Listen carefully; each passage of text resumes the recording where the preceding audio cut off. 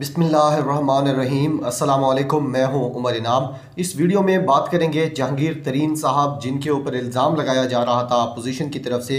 बार बार ताने दिए जाते थे कि वो मुल्क से भाग गए हैं। उनके हवाले से उनके अहम तरीन ज़राई ये दावा कर रहे हैं कि जहांगीर तरीन साहब जल्द मुल्क के अंदर वापस आ रहे हैं और जल्द पाकिस्तान में होंगे। इसके अलावा पंजाब से मुराद राज साहब जो वज़ीर तालीम है, उन्होंने एक बहुत अच्छा कदम उठाया है और एक बड़ा ज़बरदस्त इनिशिएटिव शुरू किया है, उसके ऊपर बात करेंगे। और आखिर में वज़ीर आज़म इमरान ख़ान साहब के उस इक़दाम पर बात करेंगे जो उन्होंने एक आला सतह के इजलास के अंदर सिंध हुकूमत की और सिंध ब्यूरोक्रेसी की एक और गलत बयानी झूठ को पकड़ लिया है। और इस आला सतह इजलास के अंदर उन्होंने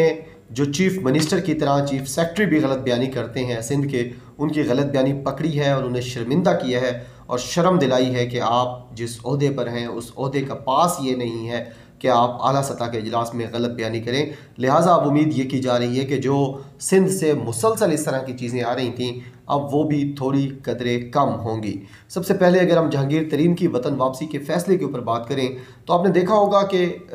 मुख्तलिफ़ जगहों के ऊपर मरीम नवाज़ भी और सारे लोग ये कहते नज़र आते हैं कि जहांगीर तरीन को शायद इमरान ख़ान ने मुल्क से फ़रार कराया है, जबकि हकीकत यह है कि वो इलाज करवाने के लिए बाहर गए हुए थे। फिर कोरोना की वबा में भी वो जब यहाँ पे करने के लिए कुछ नहीं था, यानी कोई सियासी सूरत हाल भी बिल्कुल उस वक्त ख़त्म थी, ठंडी थी, उस वक्त भी वो बाहर रहे क्योंकि उनकी पाकिस्तान में उस तरह से ज़रूरत नहीं थी। वो इमरान ख़ान साहब के साथी थे, साथी हैं और साथी रहेंगे। और जब भी हुकूमत को मुश्किल वक्त में ज़रूरत होती है जहांगीर तरीन की, तो जहांगीर तरीन साहब मौजूद होते हैं। अब उनके करीबी ज़राए ये दावा कर रहे हैं और इसकी तस्दीक भी कर रहे हैं जो मीडिया के अंदर चल रहा है कि वो इलाज की गर्ज से बाहर थे और नवंबर के अंदर ही वो मुल्क में वापस आ रहे हैं। उनके हवाले से चंद एक अहम चीज़ें जो अपोजिशन के वजीफ़ाखोर सहाफ़ियों ने हर तरफ फैलाई थी और अपोजिशन भी मुसलसल उसके ऊपर बात करती रही है, उनके ऊपर इल्ज़ाम लगता था कि वो अब वापस नहीं आएंगे, वो यहाँ से भाग चुके हैं, फ़रार हो गए हैं, शायद वो कोई जैसे मुजरिम थे जो जेल से अपने प्लेटलेट्स कम होने का बहाना करके भागे हैं, जबकि ऐसा कुछ नहीं था। और मैं पहले दिन से जब जहांगीर तरीन साहब मुल्क से बाहर गए थे उस वक्त से मुसलसल जो उनके करीबी ज़राए हैं उनसे पूछ रहा था, तो वो ये कह रहे थे कि ये सवाल ही पैदा नहीं होता और ना कोई इतनी ज़रूरत आ पड़ी है, कोई क़यामत आ गई है कि जहांगीर तरीन को मुल्क से भागने की ज़रूरत थी। उनके ऊपर कोई केस नहीं है, कोई ऐसी चीज़ नहीं है। एक इंक्वायरी में उनका नाम आया और सिर्फ नाम आने पर जहांगीर तरीन इस मुल्क से नहीं भागेंगे, वो इलाज की गर्ज से बाहर है और बिज़नेस एक्टिविटीज़ थी, अब वो वापस आ रहे हैं। एक और भी लगे हाथों जो अपोजिशन ने कोशिश की और उनके वजीफ़ाखोरों ने कोशिश की, खाई कबीले के लोगों ने, वो ये कोशिश की कि उन्होंने कहा कि जहांगीर तरीन और इमरान ख़ान में इसलिए फासले पैदा हुए हैं कि जहांगीर तरीन ने इमरान ख़ान की हुकूमत गिराने की कोशिश की है और कहीं ऐसे जाके मुलाकातें की हैं। अब ये भी बिल्कुल गलत बयानी थी, झूठ था, ये साजिश थी जहांगीर तरीन और इमरान ख़ान में फासले पैदा करने के लिए, और जिसको ख़त्म किया वज़ीर आज़म इमरान ख़ान साहब ने जब दुनिया न्यूज़ पर कामरान ख़ान साहब को इंटरव्यू दिया और उसके अंदर जिक्र आया जहांगीर तरीन का, तो वज़ीर आज़म ने कहा कि वो मेरे करीबी दोस्त रहे हैं और सियासतदानों में वो वाहिद शख्स थे जो मेरे ज़ाती दोस्त भी थे। और वज़ीर आज़म ने यह भी कहा कि वो अब भी यानी इसलिए उनसे किनारा कश हैं या उनके दरमियान जो फासले आए हैं वो इसलिए आए हैं कि उनका नाम एक इंक्वायरी के अंदर आया है, अदरवाइज़ ऐसा कुछ नहीं है। और वज़ीर आज़म इमरान ख़ान साहब ने यह भी कहा था कि 2011 के बाद उनकी तहरीक को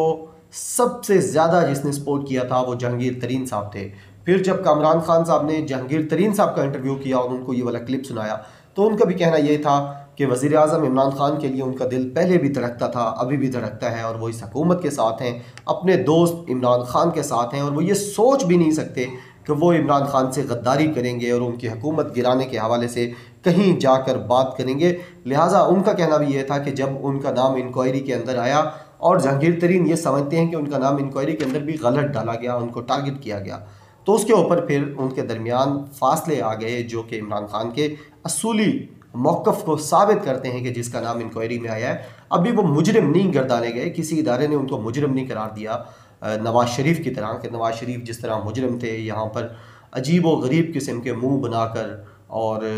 साजिशें रचाकर और डॉक्टर हामिद मीर की मदद से और पूरे ये जो कबीला है वजीफ़ाखोरों का जो डॉक्टर बन गया था, वैसे सहाफ़ी हैं लेकिन उस वक्त डॉक्टर बन गए थे, इनकी मदद से वो मुल्क से नहीं भागे हुए, बल्कि उनका नाम सिर्फ एक इंक्वायरी के अंदर आ रहा है और वो बाहर गए थे, अब वापस आ रहे हैं। और अब जब वो वापस आएंगे तो इसका भी ये कहा जा रहा है कि उसका फ़ायदा इमरान ख़ान और उनकी हुकूमत को होगा, क्योंकि जहांगीर तरीन इस वक्त इमरान ख़ान के मुखलिस तरीन दोस्तों में से एक हैं, जिनके दिल के अंदर अभी भी कोई फ़र्क नहीं आया, जिन्होंने कभी कोशिश नहीं की कि इस हुकूमत के लिए कोई मुश्किल खड़ी की जाए। इसके अलावा अगर हम बात करें मुराद रास की, पंजाब स्कूल एजुकेशन डिपार्टमेंट से, उन्होंने इस्लामी फलाही रियासत की तरफ एक कदम और उठाया है, और वो ये कदम है कि प्राइमरी स्कूल के बच्चों को फ्री मील देने की उन्होंने एक इनिशिएटिव, एक कोशिश शुरू की है। यानी एक खाना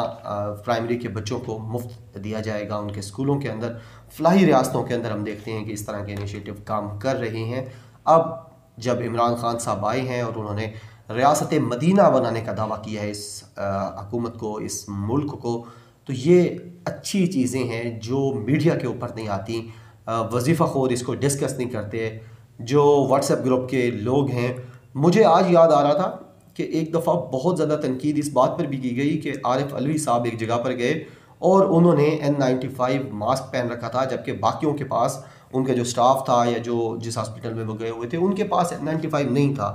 इसके ऊपर सदर मुमलिकत को 4 ट्वीट्स करके क्लैरिफाई करना पड़ा कि वो जब चाइना गए थे तो वहाँ से उनको वो मास्क मिला था जो वो मुसलसल इस्तेमाल कर रहे थे। एक तरफ ये मुनाफ़कत, ये बददयानती सहाफ़ती गलाज़त है कि आप सदर मुमलिकत से एक मास्क के बारे में तो पूछते हैं, दूसरी तरफ अरबों खरबों खाकर भाग जाने वाले। और नहीं, ये हामिद मीर साहब कहते थे कि अगर नवाज़ शरीफ वापस ना आए तो सबसे ज़्यादा मैं उनका जिक्र करूँगा, मैं उनको बुलाने के लिए कोशिशें करूँगा। मुझे बताएं आज हामिद मीर कितने शोज़ करके नवाज़ शरीफ को ये शर्म दिलाने की कोशिश कर रहे हैं कि वो कागजी शेर ही कम अज़ कम बनकर मुल्क में वापस आ जाएं। ऐसी कोई कोशिश सामने नहीं आ रही होगी, लेकिन जो अच्छी चीज़ें हुकूमत की होती हैं उसको डिस्कस नहीं किया जाता। तो मैंने सोचा कि जो अच्छी चीज़ें हैं उसको भी आप तक लाजमी पहुँचाया जाए, ताकि जो जिस उम्मीद के तहत, जिस विजन के तहत आप सब ने इस हुकूमत को इलेक्ट किया है, सेलेक्ट किया है, उसकी तरफ आपकी नज़र रहे और आपको मालूम हो कि रफ्तार बहुत आहिस्ता है। उसकी वजह ब्यूरोक्रेसी है, अदालतें हैं और लोग हैं, लेकिन मंजिल का तयन हो चुका है और पाकिस्तान सही सिमत में गामजन है। मुराद रास साहब ने ये जो फ़ैसला किया है प्राइमरी स्कूल के बच्चों को मुफ्त खाना देने का, ये बहुत अच्छा फ़ैसला है। 100 स्कूलों से अभी वो इसको स्टार्ट कर रहे हैं और उम्मीद ये करते हैं हम लोग, और मैं इसके ऊपर मुराद रास साहब को रिक्वेस्ट भी भेजूँगा, आप सब भी उन तक पहुँचें और उन तक ये रिक्वेस्ट पहुँचाएँ कि वो इसको पूरे पंजाब में फैलाएँ।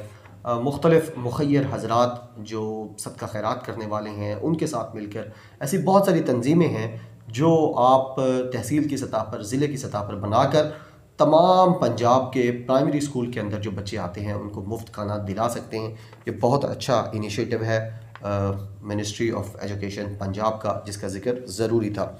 आखिर में बात करते हैं कि आपने देखा होगा सिंध हुकूमत जब से